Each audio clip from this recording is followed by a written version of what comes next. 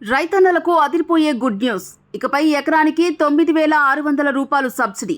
రాష్ట్రంలో కూరగాయల కొరతను తగ్గిస్తూ స్థానిక అవసరాలను తీర్చేందుకు ప్రభుత్వం పెద్ద ఎత్తున చర్యలు ప్రారంభించింది. ఇందులో భాగంగా 2025-26 ఆర్థిక సంవత్సరానికి కొత్తగా 10,000 ఎకరాల్లో కూరగాయల సాగును ప్రోత్సహించే నిర్ణయం తీసుకుంది. రైతులపై భారం తగ్గించేందుకు ఎకరాకు 9,600 రూపాయల సబ్సిడీని నేరుగా రైతుల బ్యాంకు ఖాతాల్లో జమ చేయనున్నారు.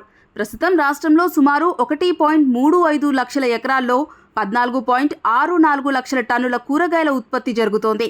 అయితే రాష్ట్ర అవసరాలు దాదాపు 26 లక్షల టన్నులు ఉన్న నేపథ్యంలో మరిన్ని 12.68 లక్షల టన్నుల ఉత్పత్తి అవసరం ఉన్నట్టు వ్యవసాయ విశ్వవిద్యాలయ సర్వే వెల్లడించింది.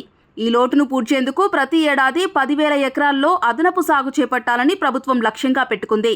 ఉద్యావన శాఖ అంచనా ప్రకారం ఎకరాకి విత్తనాలు, నారు, ఎరువులు, పురుగుల మందులు, పోషక యాజమాన్యం వంటి ఖర్చులు కలిపి 24,000 వరకు ఖర్చవుతుంది. అందులో 40% భాగాన్ని సబ్సిడీగా ఇవ్వాలని ప్రభుత్వం నిర్ణయించడంతో రైతులకు 9,600 రూపాయల వరకు మద్దతు లభిస్తుంది.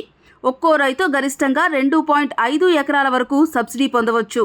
టమాటా, వంకాయ, బెండకాయ, క్యాబేజీ, కాలీఫ్లవర్, మిర్చి, బీర, క్యాప్సికం, చిక్కుడు, కాకర, దొండ, సొరకాయ వంటి పంటలు వేస్తే రైతులు స్థానిక ఉద్యావన శాఖ అధికారుల వద్ద దరఖాస్తు చేసుకోవాలి.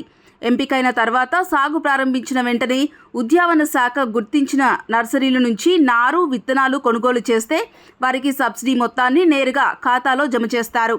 రాష్ట్రంలో కూరగాయల ఉత్పత్తి పెంచి మార్కెట్లలో ధరలను స్థిరంగా ఉంచేందుకు ఈ ప్రోత్సాహక పథకం కీలకమవుతుందని వ్యవసాయ శాఖ అంచనా వేస్తోంది. తెలుగు రాష్ట్రాల వైరల్ న్యూస్ కోసం ఇప్పుడే సబ్స్క్రైబ్ మరియు ఫాలో చేయండి.